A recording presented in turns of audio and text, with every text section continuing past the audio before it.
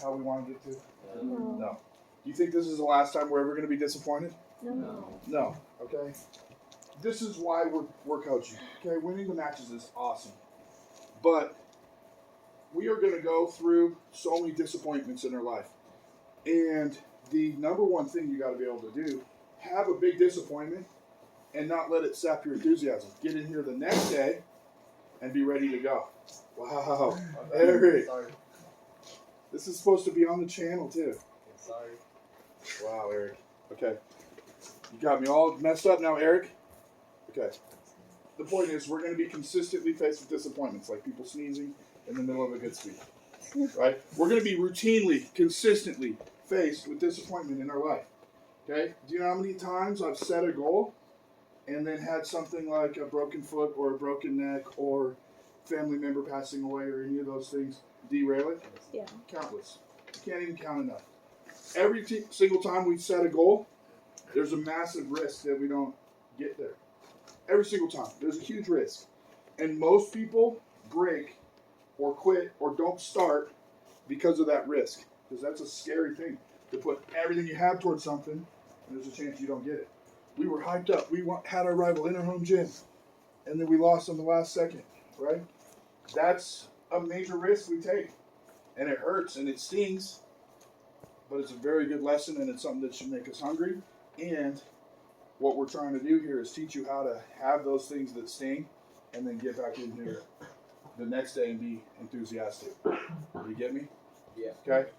A win and a loss is always the same thing. It's always our reason to work harder.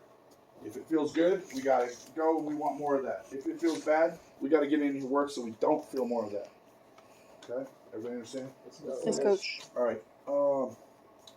The last little part, when I say lost family member, this was the day 2 years ago that I was in the middle of a practice, and it was a practice kind of like this one where we were just getting our cardio in, when I got the call that my brother died. Okay, he died from an OD, and he had a lot to lose, and he lost it, and he lost his whole family. His family lost him. It was a terrible thing. Okay, and it was right towards the end of the year when we were at good vibes time. Right.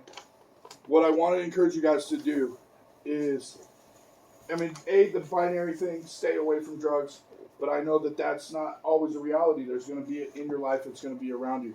But find something like this that is your source of happiness.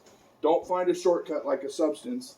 Find a goal. Find something you can work at that is your source of happiness. Find something that you're doing it, and when you're at home, you realize you're on a worthy path and that you're content when you're in bed. Okay? Everybody understands what I'm talking about? Okay, this is, every time Chris was in a room like this, he was awesome. Every time he got outside here with friends that didn't have goals, didn't have this type of atmosphere, he fell backwards. Okay?